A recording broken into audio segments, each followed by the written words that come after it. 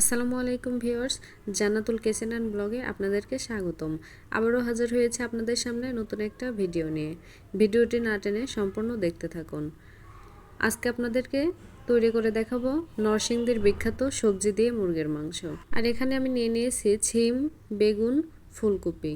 দেখুন 1 ইঞ্চি পরিমাণে সবগুলো সবজি আমি কেটে নিয়েছি। এখানে মিষ্টি কুমড়া, বরবটি এবং একটা আলু। আর সবগুলোই কিন্তু আমি মিডিয়াম সাইজ করে কেটে নিয়েছি। আপনাদের কাছে যে যে সবজি থাকবে অ্যাভেলেবেল সেটা দিয়েই আপনারা এই সবজিটা রান্না করতে পারেন। এখানে আমি নিয়ে নিয়েছি মুরগির মাংস, 3-4টে শুকনো মরিচ, হলুদের গুঁড়া, ধনিয়া গুঁড়া, জিরা গুঁড়া, রসুন বাটা, আদা বাটা এবং গরম মশলা। আর এখানে পেঁয়াজ বেটে নিয়েছি। সবগুলো উপকরণ আমি রেডি করে নিয়েছি। এখন চলে যাব মূল রেসিপিতে। প্রথমে কড়াইতে পরিমাণ মতো তেল দিয়ে দিয়েছি। এখন তেলের মধ্যে সামান্য কিছু জিরা এবং গরম মশলা দিয়ে দিলাম। এখানে 4টে শুকনো মরিচও দিয়ে দিয়েছি। এখন এগুলোকে ভালোভাবে তেলের মধ্যে নাড়াচাড়া করে নিব। আর এটা থেকে সুন্দর একটা স্মেল বের হবে। যখনই একটা স্মেল বের হবে তখনই এখানে পেঁয়াজ বাটা দিয়ে দিতে হবে।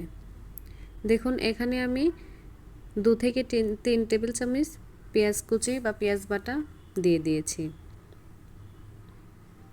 এখন রসুন বাটা, আদা বাটা দিয়ে দিলাম। আর এটা ভালোভাবে নাড়াচাড়া করতে হবে। আর খেয়াল রাখতে হবে নিচে জানে ধরে না যায়। এখন 2 টেবিল চামচের মতো জিরা বাটা দিয়ে দিয়েছি। সামান্য একটু পানি দিয়ে লবণ দিয়ে মশলাটাকে ভালোভাবে কষিয়ে নিতে হবে।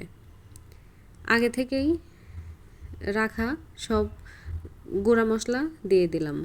আর এখানে 1 টেবিল চামচ হলুদের গুঁড়া, 2 টেবিল চামচ মরিচের গুঁড়া, 1 টেবিল চামচ ধনিয়া গুঁড়া এবং হাফ টেবিল চামচ জিরা গুঁড়া দিয়ে দিলাম। দেখুন মশলাটা ভালোভাবে কষিয়ে নিচ্ছি।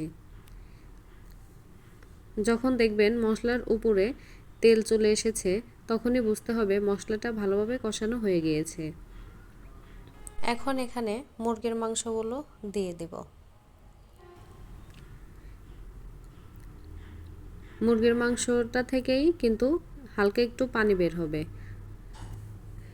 এখন মুরগির মাংসটাকে একটু কষিয়ে নিতে হবে। ঢাকনা দিয়ে ঢেকে রেখে দিলাম 2 থেকে 3 মিনিট। দেখুন 2 থেকে 3 মিনিট পরে আমি ফিরে এসেছি। আর মশলাটার সাথে মাংসটাকে ভালোভাবে কষিয়ে নিতে হবে। এই পর্যায়ে মাংসের মধ্যে সম্পূর্ণ সবজিগুলো দিয়ে দিব। আর আপনারা খেয়াল রাখবেন এই সবজিটাতে কোনো পানি ব্যবহার করা যাবে না। এই সবজি থেকে এবং মুরগির মাংস থেকে যে পরিমাণ পানি বের হবে সেটা দিয়েই কিন্তু রান্নাটা হয়ে যাবে। এখন এখানে কয়েক টুকরা কাঁচামরিচ ফালি দিয়ে দিলাম। এতে স্বাদ এবং ঘ্রাণ দুটোই সুন্দর আসবে। এটা মিডিয়াম আঁচেই হয়ে যাবে। দেখুন এখানে অনেকটাই কিন্তু পানি বের হয়েছে। আর এই পানি দিয়েই সবজি এবং মাংসটা ভালোভাবে সিদ্ধ হয়ে যাবে। ভালোভাবে নাড়াচাড়া দিতে হবে, দিয়ে ঢেকে রাখতে হবে। আর খেয়াল রাখবেন মাঝে মাঝেই নাড়াচাড়াটা দিতে।